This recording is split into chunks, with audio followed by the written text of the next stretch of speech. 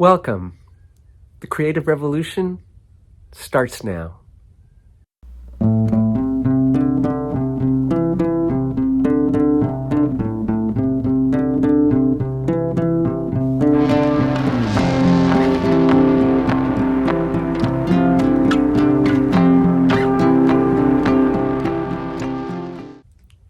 In episode 3, I suggested that you treat your creativity as play. What does that mean? How do you go about doing that?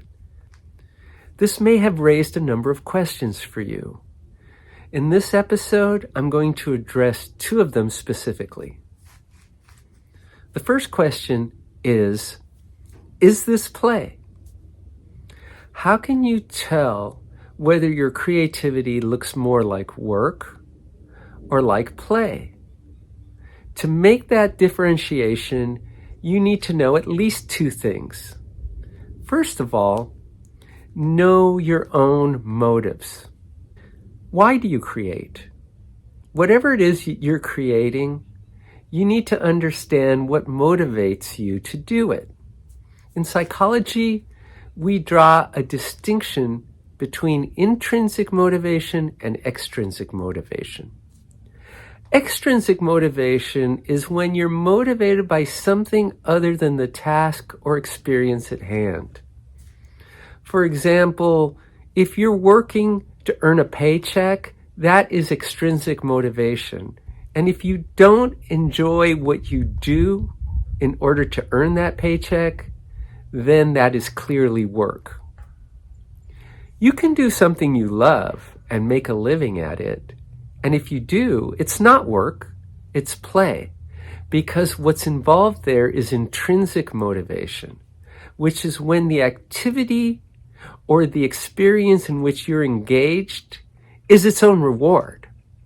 If you would do what you do, even if nobody paid you or complimented you or noticed, then that becomes more like play than like work, because we're doing it for the fun of it. If you create because you simply enjoy the experience of creating for its own sake, then your creativity is play. The second thing you should know is what exactly you're creating. Are you creating a product? For example, the solution to a creative problem, a work of art, a musical composition, a new theory, a piece of writing? If that's what you're creating, then there's a possibility that your creativity is more like work. But as in episode 2, I told you that your most overlooked and perhaps important creative power is your power to create the experience of now. So if what you know you're creating is an experience, then there's a very good chance that your creativity is much more like play than like work. With regards to play, I like to say that you're doing in the service of being. In other words, what you do, whatever task you're engaged in, serves your experience of the present moment. When I was a kid, I loved to spin around until I would become dizzy, or lie on the grass and stare at the clouds, or just scribble on a piece of paper. Why? Because I enjoyed how those activities made me feel. I was doing in the service of being. Whatever I did, like spinning around in circles, made me feel good, and that's why I did it. I didn't do it to receive some kind of reward or to gain a prize or to earn a compliment.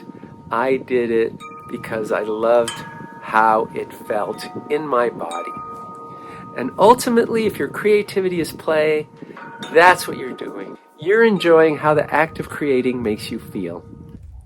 The second question in this episode is, how do we make sure that our creativity is more like play than like work? The answer to this question lies in my favorite 3-word mantra, which is make now great. While you're creating, you keep that mantra in mind. Not necessarily the words, but the idea of it. You are experiencing something when you create. And the idea is, how far can it take you? What is the greatest experience of here and now you can have while you're creating, or while you're doing anything else for that matter? Again, I find it useful to make this distinction between doing and being. You can make now great in these 2 ways. First of all, with respect to being, you can make sure that you're savoring and taking in the fullness of this experience, whatever that might be.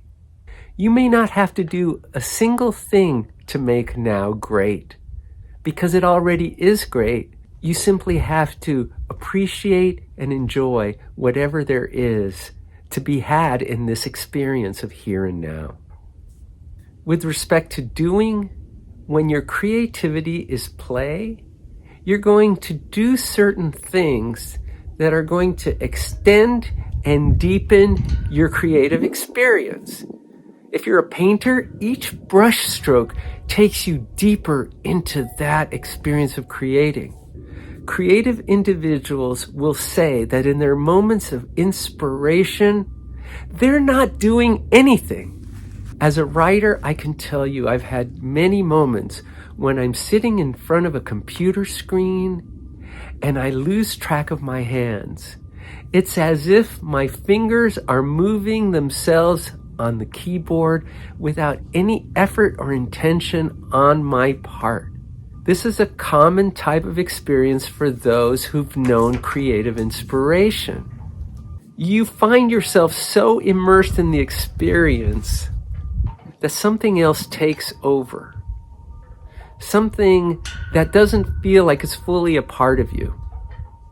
I call it creative genius. And it's a form of consciousness that feels different, distinct in some way from your ordinary waking consciousness. I like to say that it's a part of you, but it's also apart from you. When your creative genius takes over, you are not doing anything per se. There are moments where you can have a stroke of genius, where your creative genius just takes over in a spontaneous and unexpected way. That is so exciting and inspiring. In the next episode, we're going to look at what happens during those strokes of genius. Stay tuned.